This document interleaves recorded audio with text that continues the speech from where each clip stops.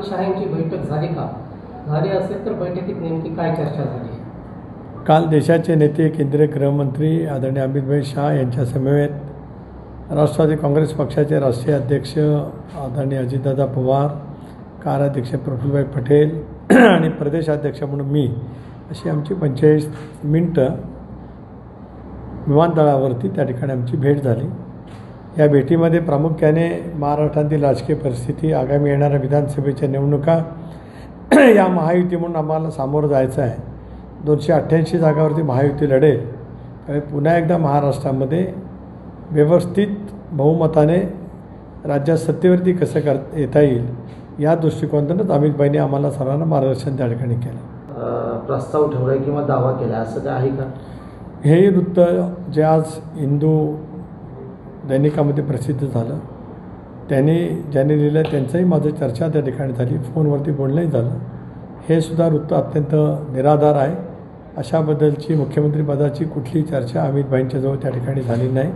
आम्हा सर्वांचं उद्दिष्ट राज्यामध्ये पुन्हा सत्तेवरती यायचं आहे। एकत्रितपणाने, सामुदायिकपणाने, पूर्ण शक्तीने आता ज्या नव्याने योजना आम्ही केलेल्या आहेत, मुख्यमंत्री लाडकी बहीण, शेतकऱ्यांच्यासाठी 20 पंप माफी, मुलींच्यासाठी मोफत शिक्षण, त्याचबरोबर प्रशिक्षणार्थी वेतन, 3 गॅस सिलेंडर, अशा अनेक योजना घेऊन जनतेपर्यंत आम्ही त्या ठिकाणी जातो आहोत।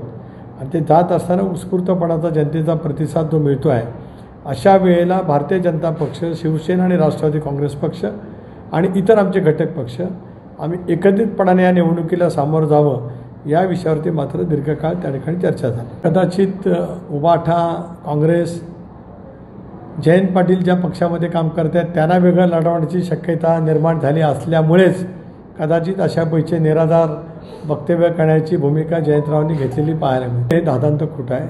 कुठल्याही जागेवरती मैत्रीपूर्ण लढती वगैरे हा विषय कालच्या बैठकीमध्ये त्या ठिकाणी नव्हता। महायुती 288 जागा महायुती म्हणूनच लढणार आहे। अजित दादांनी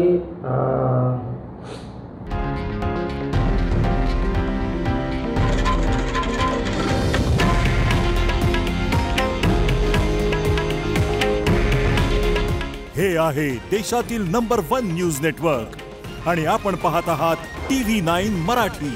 काळजी तुमची, हित महाराष्ट्राचं।